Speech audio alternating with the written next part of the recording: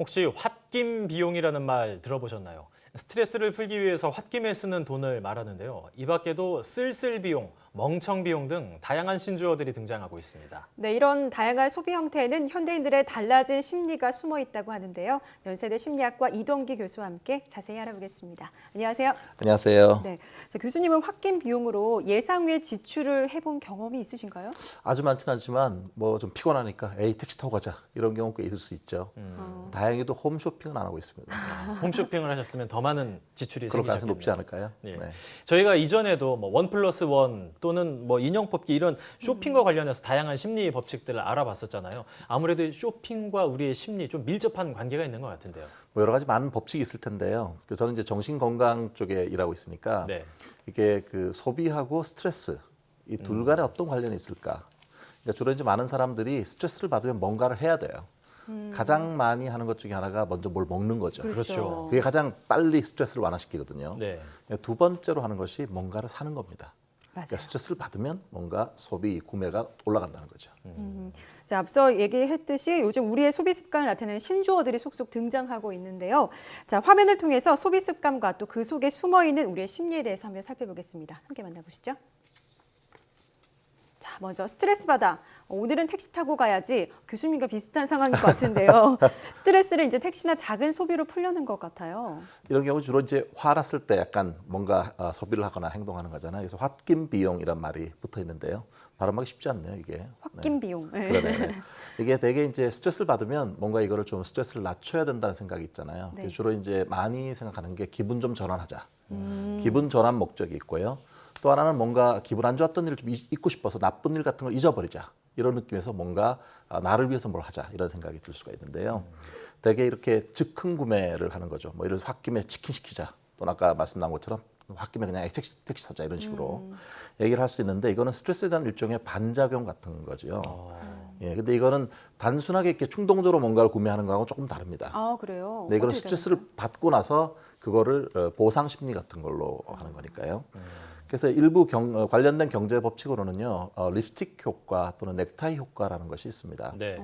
예전에 한번 소개한 것 같은데 불황일수록 그 여자분들은 립스틱 구매가 더 늘어나고요, 예. 남자분들은 넥타이 구매가 더 늘어나는데 일종의 작은 사치 같은 거죠. 그동안 힘들게 살아왔는데 이 정도는 나를 위해서 좀 써도 되지 않나? 이런 생각들을 하시는 것 같아요. 근데 이게 점점 이런 습관이 붙으면 어떻게 됩니까? 나중에는 경제적으로도 만만치 않죠. 네, 예, 그렇죠. 부담이 될 수 있습니다. 네. 네. 최근에는 그래서 그런지 이런 스트레스를 먹는 걸로 풀기 위해서 비교적 저렴한 디저트들이 굉장히 호황이다 이런 얘기들도 있더라고요. 네. 저희가 이제 방금 전에 이제 홧김 비용에 대해서 알아봤는데 이거 말고도 다양한 준비된 영상들이 있는데요. 다음 영상 한번 확인해 볼까요? 어제 샀는 지금 화면을 보니까 세일을 시작을 했는데 어제는 세일이 아니었나 봐요. 그래서 세일 전에 사서 제값을 주고 다 샀다.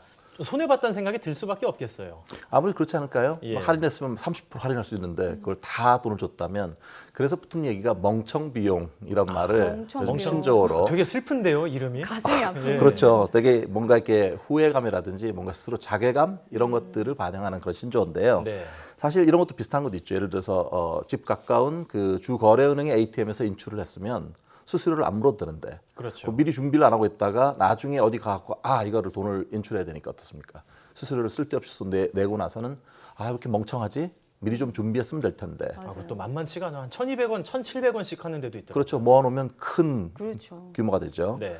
그래서 이게 스스로 내가 쓴 게 적절했나 이런 거에 대한 후회감을 나타내는 그런 용어가 되겠습니다. 네. 그렇군요. 홧김 비용, 멍청 비용까지 살펴봤고요. 또 세 번째 비용 어떤 것들이 있는지 함께 만나보시죠. 자, 밥을 먹으러 간 것 같은데 혼자 먹기 싫어. 내가 사줄게. 나올래? 굉장히 씁쓸한 생각이 들고 요즘 1인 가구가 증가하면서 이런 분들도 많을 것 같은데요. 여기에는 네. 어떤 심리가 있습니까? 요즘 뭐 혼밥 혼술 다 들어보셨죠? 네. 예. 1인 가구가 점점 많아지고 있는데 사실 외로움이라든지 소외감 같은 거는 상당히 저희한테 실존적인 그런 부분이잖아요. 되게 견디기 힘들고 그러면 누군가를 좀 만나고 싶어지긴 하는데 문제는 뭐냐면 그냥 전화해갖고 그냥 나오러 갈 수는 없잖아요. 그렇죠. 그러니까 뭔가 밥을 같이 먹을래 또는 뭔가 같이 쇼핑할래 이렇게 하는데 뭐 당연히 불러냈으니까 돈은 제가 지불해야 되는 거고 그러니까 경제적으로도 상당히 부담이 될 수 있는데 좀 씁쓸하죠. 씁쓸 비용이라는 이름이 붙어 있습니다.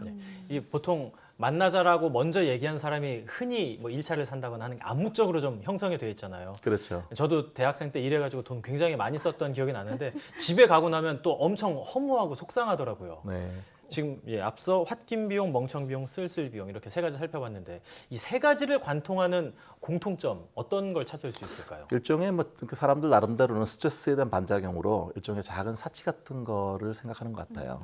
그러니까 뭔가 스트레스를 좀 이게 낮추기 위해서 하는데 모두가 즉흥적인 지출이라는 점에서 공통점이 있을 것 같고요. 즉흥적이다. 예, 그럼 당연히 후회할 가능성이 높다는 거고요. 이게 이제 또 제가 볼 때는 이게 뭔가 자기한테 필요한 물품을 사는 거라면 뭔가 긍정적인 지출이잖아요. 예. 그게 아니라 부정적인 거, 즉 마이너스를 피하기 위해서 하는 어떤 그런 그 소비 비용이잖아요. 네. 그러니까 사실은 끝나고 나면 좀 찝찝한 느낌이 남을 수 있는 것 같아요.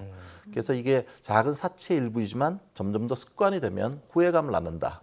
그런 측면에서 좀 주의를 기울일 필요가 있을 것 같습니다. 이제 예전에는 적은 돈으로 큰 행복을 누렸던 이제 가성비를 따진다고 했었잖아요. 이거는 좀 반대되는 행동인 것 같은데 왜 이렇게 변화가 있어 보이죠? 제 생각엔 좀 빈익빈 부익부 같아요. 그러니까 상태가 좋을 때는 훨씬 합리적인 소비를 할 수 있는데요. 스트레스 받으면 합리적인 생각을 하는 것 자체가 어떤 느낌이 드냐면 이렇게까지 살아야 되나. 뭔가 이렇게 좀 내 인생이 좀 찌질하다는 느낌이 드니까 뭔가 이걸 좀 극복해 보고 싶은 방향으로 그런데 합리적이지 않은 소비를 하게 되는 것 같아요. 마치 그 성냥팔이 소녀 그 동화 아시죠? 예. 예, 성냥을 딱 켜면 뭔가 기분 좋아서 뭔가 사면 기분이 좋아지지만 어떻습니까? 성냥이 꺼지고 나면 후회감이 남고 돌아보면 신용카드 그 액수가 늘어나는 거죠.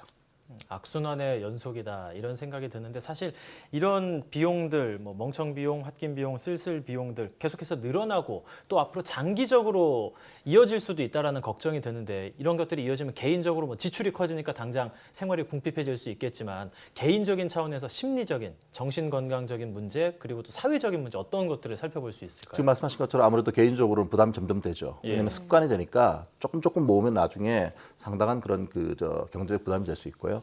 사회적으로는 또 이런 사람들을 노리는 일종의 마케팅 같은 것들이 되게 기승을 부릴 수도 있어요. 작은 사치는 괜찮다 이런 식으로. 그게 문제가 되고요. 점점 그럼 개인, 사회 그리고 우리나라 전체의 어떤 가계 건전성, 이 재정 건전성의 문제가 생길 수가 있지요. 네. 또 하나는 스트레스에 대한 자기 인내력도 점점점 줄어듭니다. 인내력이 줄어든다고요? 네, 스트레스 받으면 좀 참을 수 있어야 되는데 금방 즉각적으로 뭔가를 반작용이 일어나니까요. 이 인내력 자체가 줄어들 가능성도 있습니다. 자, 그렇다면 올바른 소비를 위해서 어떤 태도를 좀 지니고 가지는 게 좋을까요? 일단 스트레스 안 받는 게 제일 좋겠고요. 근데 쉽지 않죠. 네. 그 말이 스트레스인데요. 굉장히. 아, 그런가요? 죄송해요. 스트레스 드리고 싶은 생각 없었는데요.